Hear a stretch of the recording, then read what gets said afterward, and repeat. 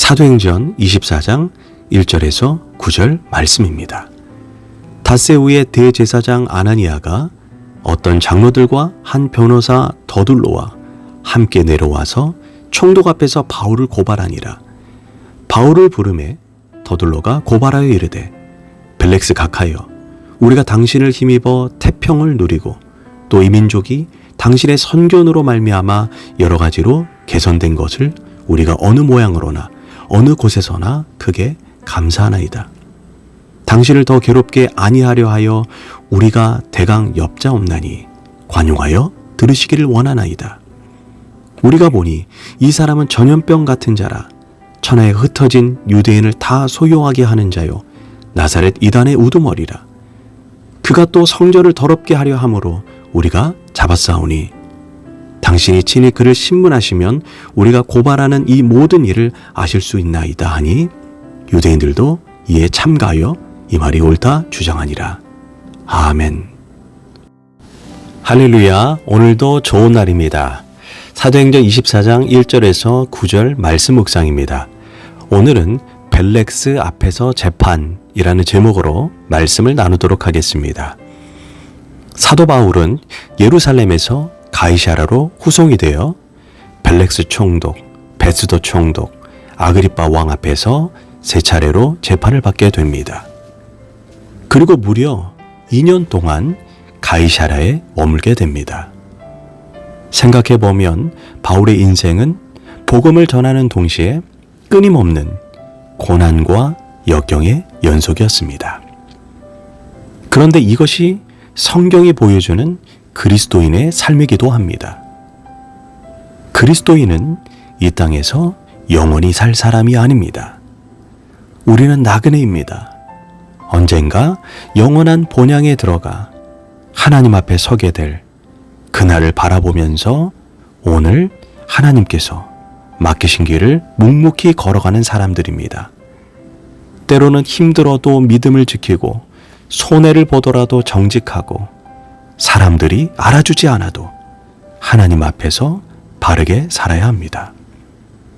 오늘 본문에서 바울이 그런 모습을 우리에게 보여주고 있습니다.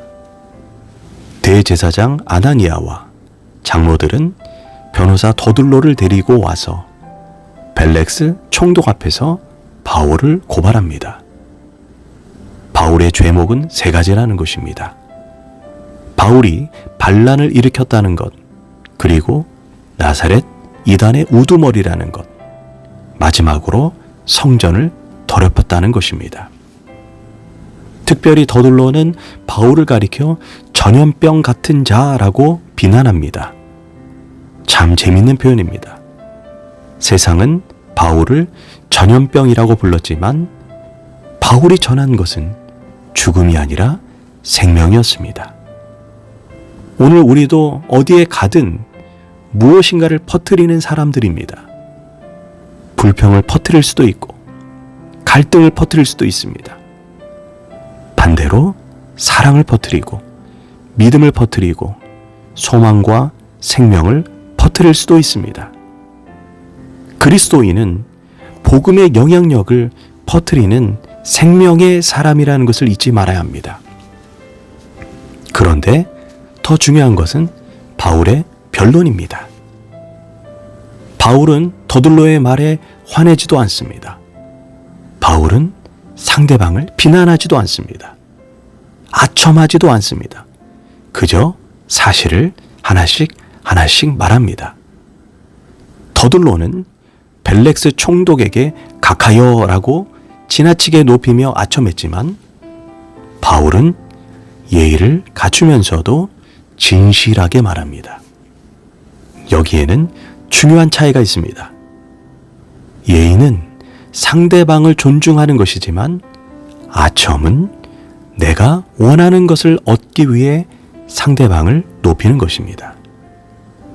그리스도인은 사람에게 잘 보이기 위해 말을 바꾸는 아첨꾼이 아닌 하나님 앞에서 항시 진실한 사람이어야 합니다.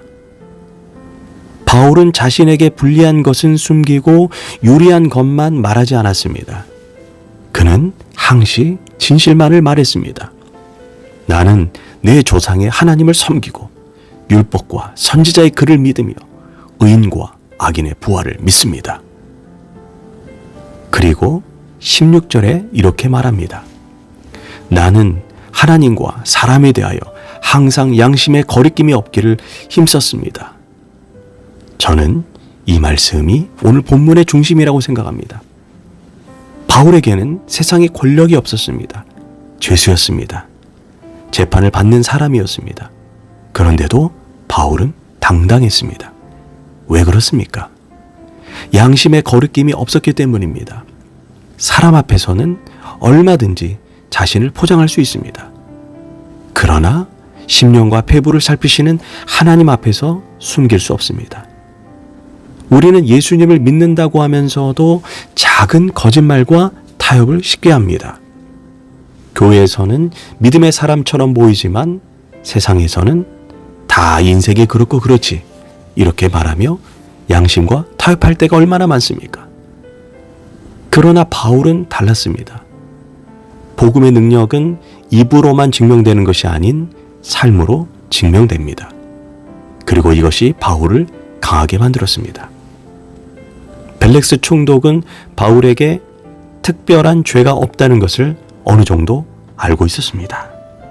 하지만 유대인들의 눈치를 보며 재판을 연계합니다.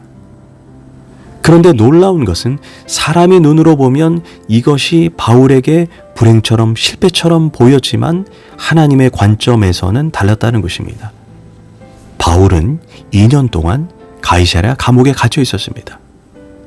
그러나 그 감옥은 바울을 죽이려는 사람들, 바울을 죽이기 전에 먹지도 마시지도 않겠다는 40명의 사람들로부터 바울을 보호하는 장소가 되었습니다.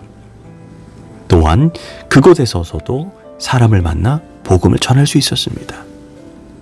내가 생각하기에 막힌 길이 하나님께서 나를 보호하시는 길일 수 있다는 것입니다. 열리지 않는 문 때문에 낙심하지 마십시오. 때로는 하나님께서 문을 닫으심으로 우리를 지키십니다. 중요한 것은 환경이 어떠하느냐가 아니라 그 환경에서 내가 무엇을 지금 하고 있느냐입니다. 바울은 감옥에서도 복음을 계속해서 전했습니다. 그리고 벨렉스 총독은 바울을 개인적으로 불러 복음의 말씀을 듣습니다. 바울은 그 앞에서 의와 절제와 장차올 심판에 대해 말합니다. 그런데 말씀을 듣던 벨렉스가 두려워합니다. 참 놀라운 장면입니다. 죄수가 총독을 두렵게 합니다. 왜 그렇습니까? 바울에게 진리가 있었기 때문입니다. 사람을 진짜 강하게 만드는 것은 돈도 권력도 지위도 아닙니다. 진리를 가진 사람이 강한 사람입니다. 그런데 벨렉스 총독에게는 치명적인 문제가 있었습니다. 26절은 벨렉스가 바울에게서 돈을 받을까 하는 마음, 뇌물을 받고 싶어서 자주 불러냈다라고 기록합니다. 벨렉스는 복음에 관심이 있었습니다. 말씀을 들었습니다. 두려움도 느꼈습니다. 그런데 동시에 돈도 놓치고 싶지 않았습니다. 하나님도 중요하고 돈도 중요했던 것입니다. 하지만 신앙은 결국 선택의 문제입니다. 예수님께서 말씀하셨습니다. 너희가 하나님과 재물을 겸하여 섬기지 못하느니라. 우리도 벨렉스처럼 살 수 있습니다. 하나님을 버리겠다는 것이 아닙니다. 예배를 포기하겠다는 것도 아닙니다. 다만 결정적인 순간에 하나님보다 다른 것을 먼저 선택하는 것입니다. 그런데 그렇게 시간이 지나고 세월이 지나고 어느 날 인생이 끝나면 우리는 무엇을 가지고 하나님 앞에 설 수 있겠습니까? 그러므로 오늘 선택해야 합니다. 양다리 걸치는 신앙을 내려놓고 하나님을 선택해야 합니다. 살아가는 여러분, 우리에게 필요한 것은 완벽한 삶이 아닙니다. 하나님 앞에서 진실한 삶입니다. 바울처럼 하나님과 사람 앞에서 양심의 거리낌이 없는 삶을 살아가십시오. 오늘 조금 손해를 보더라도 정직하십시오. 사람들이 알아주지 않아도 믿음을 지키십시오. 그리고 지금 있는 그 자리에서 복음의 향기를 나타내십시오. 어쩌면 지금 여러분이 답답하게 느끼는 그 시간이 하나님께서 여러분을 보호하는 시간일지도 모릅니다. 막힌 것 같아도 하나님은 일하고 계십니다. 늦어진 것 같아도 하나님의 뜻은 멈추지 않습니다.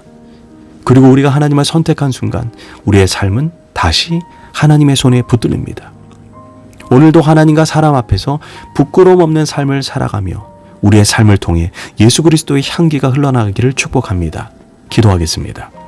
하나님 아버지, 바울처럼 하나님과 사람 앞에 부끄러움 없는 삶을 살게 하시고 양다리 걸치는 신앙을 내려놓고 하나님을 온전히 선택하게 하옵소서. 우리의 삶을 통해 예수님의 향기가 나타나게 하옵소서. 예수님의 이름으로 기도합니다. 아멘.